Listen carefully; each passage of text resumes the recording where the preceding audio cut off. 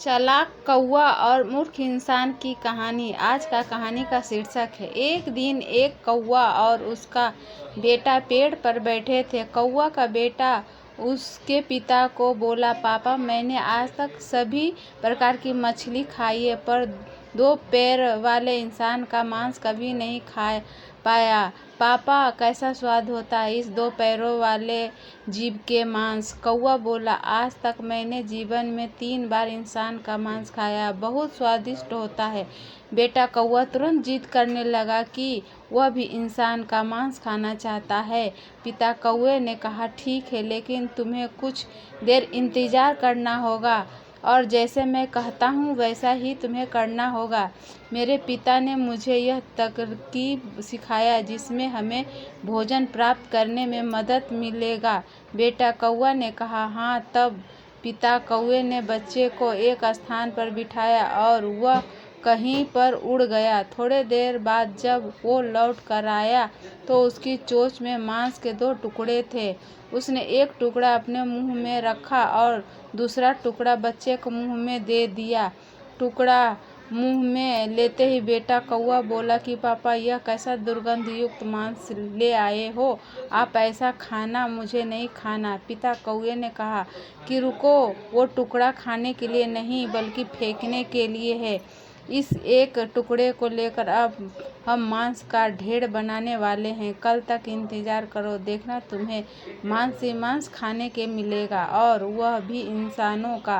बेटा कौवे को कुछ समझ में नहीं आ रहा था कि एक मांस के टुकड़े से मांस का ढेर कैसे बनेगा, लेकिन उसे अपने पिता पर भरोसा था। थोड़ी देर बाद पिता कौवे ने एक टुकड़ा लिया और आकाश में उड़ गया और उस टुकड़े को एक मंदिर में फेंक दिया।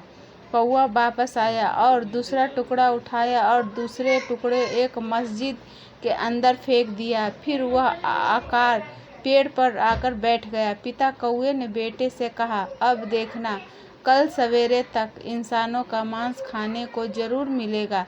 कुछ देर बाद मारामारी हो गई और अब न कोई किसी की सुन पा रहा था और न ही कोई किसी से कुछ बोल रहा था।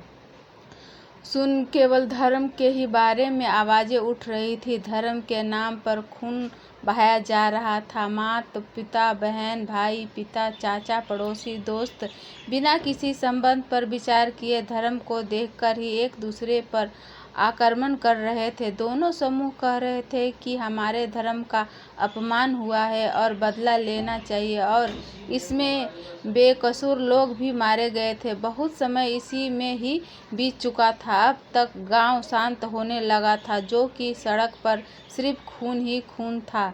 खास बात यह है कि खून का रंग लाल था और उसमें धर्म का कोई रंग नहीं था। वह एक ही धर्म का पालन करते थे। वह तरलता का था। गांव बिना इंसानों के सुनसान हो गया। हर तरफ एक भयानक सन्नाटा छाया हुआ था।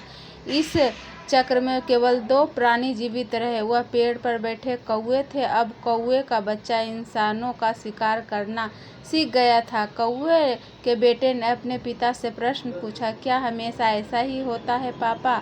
हम झगड़े पैदा करते हैं और लोगों को पता कैसे नहीं चलता कि। पिता कौवे ने कहा कि यह मूर्ख लोग कभी अपना धर्म नहीं जानते। इंसानियत पीछे रह जाती और वह भी नहीं करना चाहिए। वह करते हैं और हम जैसे उनका फायदा उठाते हैं। उन्हें इन बातों का भयानक तक नहीं लगती। उन्होंने मनुष्य के रूप में जीने के बजाय जाति और धर्म पर सब खो दिया और मुनाफा कोई और तीसरा पक्ष ले जाता है।